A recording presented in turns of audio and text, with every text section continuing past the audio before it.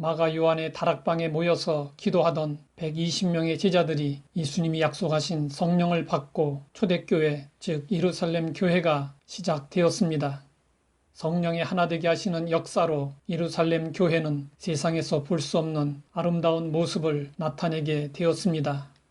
성경은 그 모습을 이렇게 전하고 있습니다. 믿는 무리가 한 마음과 한 뜻이 되어 모든 물건을 서로 통용하고 자기 재물을 조금이라도 자기 것이라 하는 이가 하나도 없더라. 이런 모습을 보면서 세상 사람들은 부러워했고 예루살렘 교회를 칭송했습니다.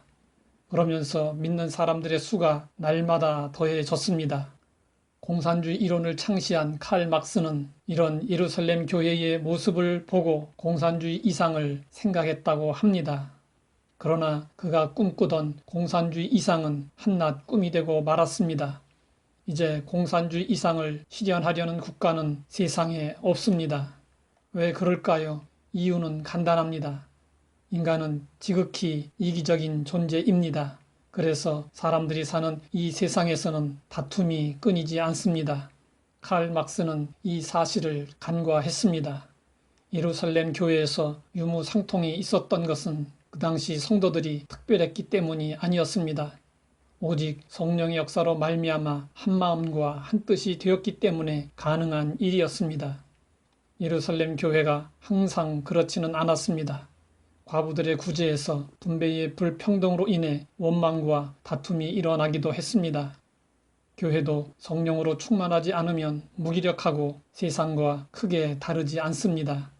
성령으로 충만해야 원죄의 흔적인 이기심을 다스리고 선하고 아름다울 수 있습니다. 예루살렘 교회는 기도할 때도 한마음으로 부르짖어 간구했습니다. 성경은 그 모습을 이렇게 전하고 있습니다. 그들이 듣고 한마음으로 하나님께 소리를 높여 이르되 기도하고 의심하는 사람이 있습니다. 두 마음을 품는 자는 응답받을 수 없습니다. 하나님은 한 마음을 원하십니다. 예루살렘 교회에는 다양한 사람들이 있었습니다. 종들과 상전들이 함께 있었고 가난한 사람과 부자가 함께 있었고 지식인과 교육받지 못한 사람들이 함께 있었습니다. 그렇지만 한마음 교회였습니다. 사람들의 마음이 제각각인데 어떻게 한마음이 될 수 있었을까요? 바울은 그 비결을 이렇게 제시했습니다. 마음을 같이하여 같은 사랑을 가지고 뜻을 합하며 한 마음을 품어 아무 일에든지 다툼이나 허영으로 하지 말고 오직 겸손한 마음으로 각각 자기보다 남을 낮게 여기고 너희 안에 이 마음을 품으라 곧 그리스도 예수의 마음이니. 바울은 한 마음을 품으라고 했고 그 마음을 그리스도 예수의 마음이라고 했습니다. 교회는 예수 그리스도 중심의 공동체입니다. 각자 살아온 인생이 다르고 생각이 다르고 추구하는 목표도 다릅니다. 그럴지라도 우리가 예수님의 마음을 품으면 하나가 되어 큰 힘을 발휘하고 세상에 선한 영향력을 나타낼 수 있습니다. 우리를 향한 하나님의 뜻은 분명합니다.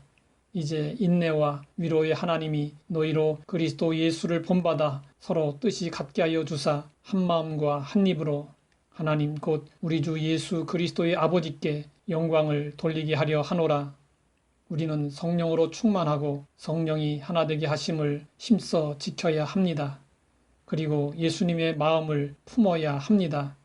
그럴 때 우리는 한 마음과 한 뜻이 되어 하나님께 영광을 돌릴 수 있습니다. 하나님 아버지, 이기심을 다스리고 한마음 교회의 일원으로 살아갈 수 있게 하시니 감사합니다.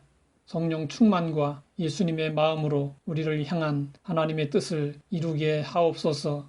예수님의 이름으로 기도드립니다.